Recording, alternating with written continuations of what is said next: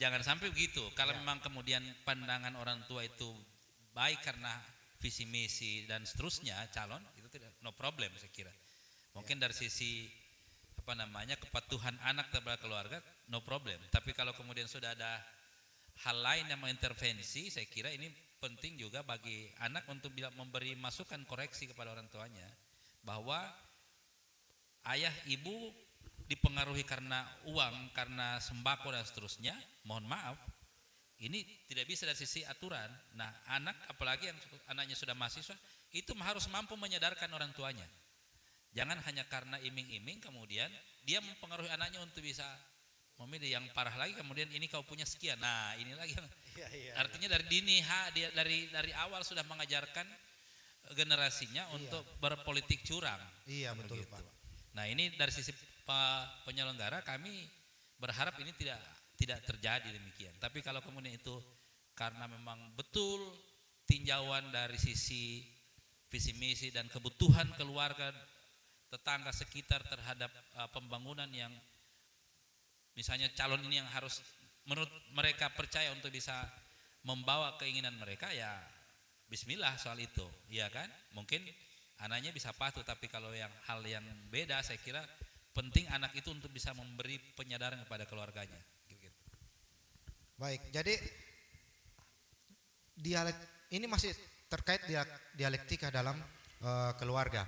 Kalau misalnya ada saran dari kepala keluarga misalnya karena visi misinya, karena mungkin itu ketika pemimpin ini terpilih berdampak positif bagi keluarganya, tidak salah juga untuk anaknya mempertimbangkan hal tersebut. Tapi jika memang masih berbeda pendapat, mungkin bisa anaknya itu memberikan pandangan-pandangan kepada orang tuanya, tetapi tidak melanggar nilai-nilai etika, mungkin begitu Pak Ketua. Jadi pertanyaan kedua dari Rahmat itu, sejauh mana peran anak dalam proses pengambilan keputusan? Mungkin ini sudah include ya atas jawaban tadi yang disampaikan oleh Pak Sofyan. Sekarang ada dari Ibu Lili, Pak Erman. Ibu Lili bertanya, apakah keterbukaan dan dialog dalam keluarga berperan penting dalam membangun nilai-nilai demokrasi? Bagaimana tips untuk menjaga agar silaturahmi antar tetangga tidak putus hanya karena politik? Nah, bagaimana kira-kira itu Pak, bisa disampaikan dari penanya atas nama Ibu Lili? Silakan Pak. Dalam konteks begitu ada definisi demokrasi yang sederhana. Demokrasi yang sederhana itu beda pilihan tidak apa, ya kan? Beda pilihan itu enggak apa-apa ya. Tetapi masih ada sambungannya. Yang penting tidak sesak napas. Bagaimana maksudnya itu Pak? Biasanya kalau kita berbeda pendapat, tidak mampu kita berbeda, biasa berkelahi. Iya. Dan berkelahi emosi, dan biasanya kalau emosi napas kita tidak beraturan lagi. Nah, itu maksudnya. Iya. Beda pendapat itu biasa, yang penting tidak sesak napas.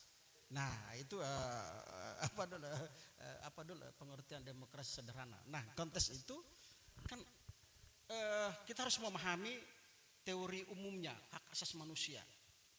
Hak manusia itu kan dia jangankan sejak sudah besar atau anak yang sudah menggunakan hak itu, tapi dia sejak masih benih manusia pun itu harus dihargai dia.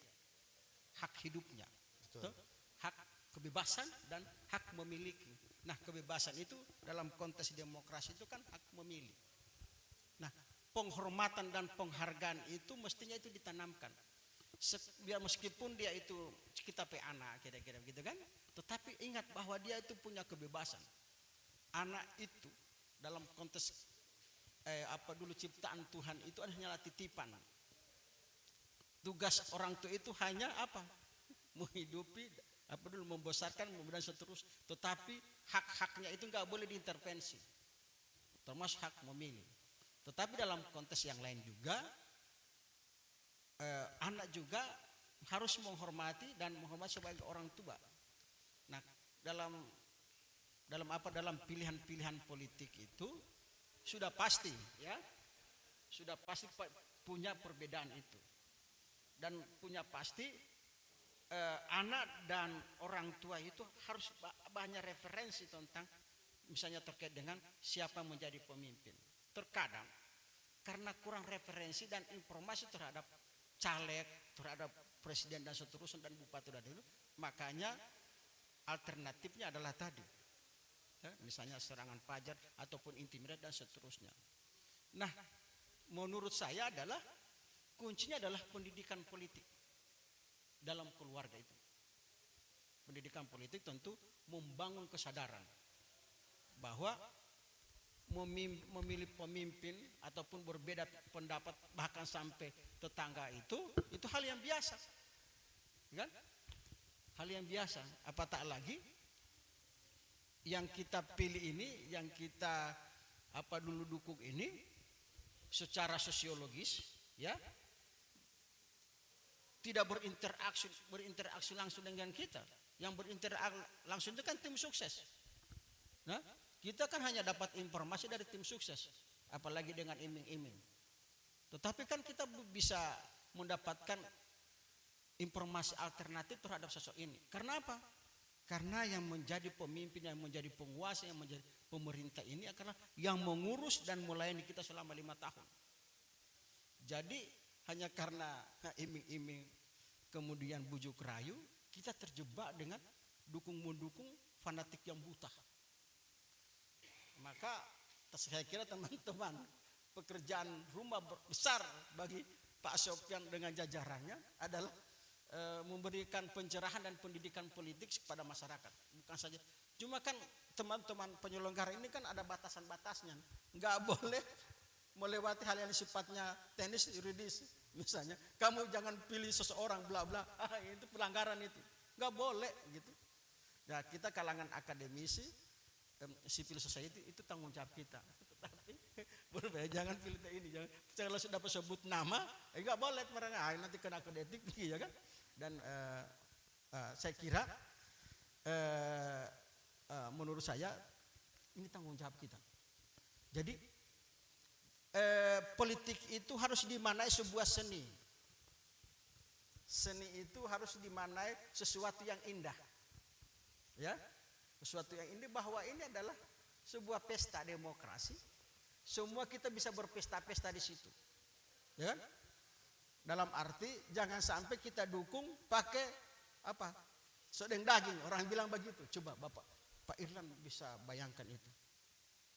Yang elit-elit politik karena kita dukung, kita bertengkar sesama keluarga seperti yang disampaikan, kemudian kita pisah ranjang. Suatu saat itu elit-elit mereka jalan bersama itu.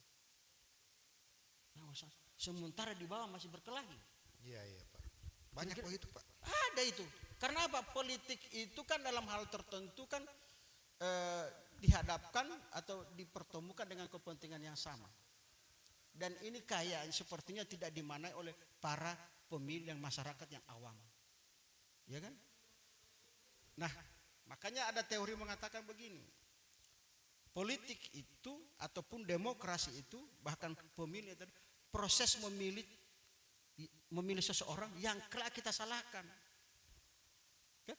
Waktu kita pilih, tiba-tiba sembako mahal, BBM naik, kita salahkan kan? Itu pengertian politik. Jadi proses memilih seseorang yang kelak kita salahkan lagi. Jadi enjoy aja, enjoy aja dalam pemilih. Beda pilihan, tidak apa. Yang penting tidak sesak napas. Iya. Saya kira itu Ya. Pak Irlan.